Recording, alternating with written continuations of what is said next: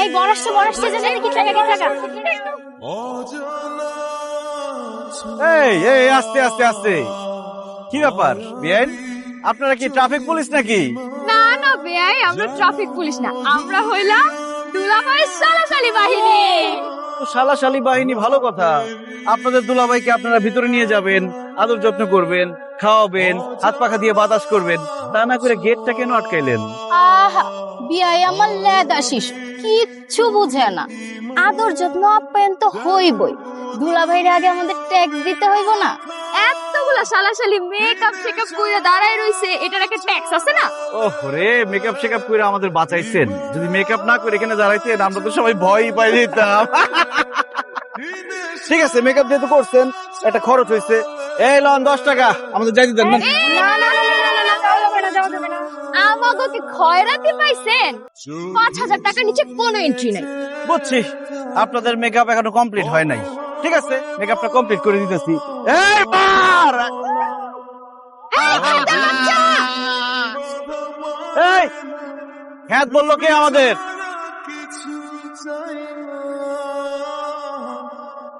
আমি বলছি। আপনারা জানেন মায়াতলী গ্রামের সব থেকে স্মার্ট ছেলের বড় ভাই আসছে আপনাদের বোনকে বিয়ে করতে। এই হইতেছে হ্যান্ডসামের নমুনা। বার্থডে পার্টিতে কি করতে হয় আর বিয়ের গেটে কি করতে হয় সেইটাই জানে না, সেই নিজেকে দাবি করতেছে হ্যান্ডসাম। কোন দিক দিয়া?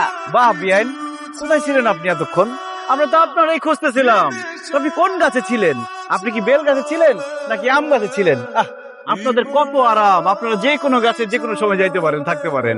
বেয়াই, আপনি কি আমারে পেতনি বললেন?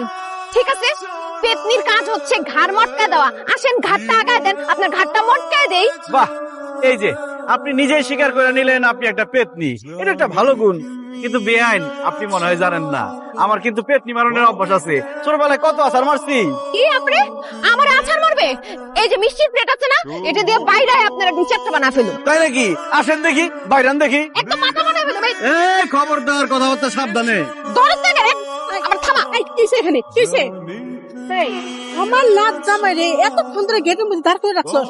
এই তোর সমস্যা কি? হ্যাঁ, আমরা গেট আটকাইছি আর তারা আমাকে 10 টাকা দিয়ে বিদায় করতে চায়। তো ঝামেলা তো লাগবেই। নানি, আপনি কোন 5000 টাকা চাঁদাবাজি করতেছে? 5000 টাকা যায় যে চেহারা এক একজনের।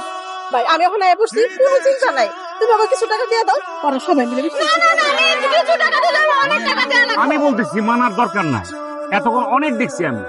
তোমরা আসলে গেট বাবদ 5000 টাকা চেয়েছো, এই জন্য সে এতক্ষণ বার্গেনিং করছে, দুষ্টামি করছে, এই জন্যই দেয় নাই।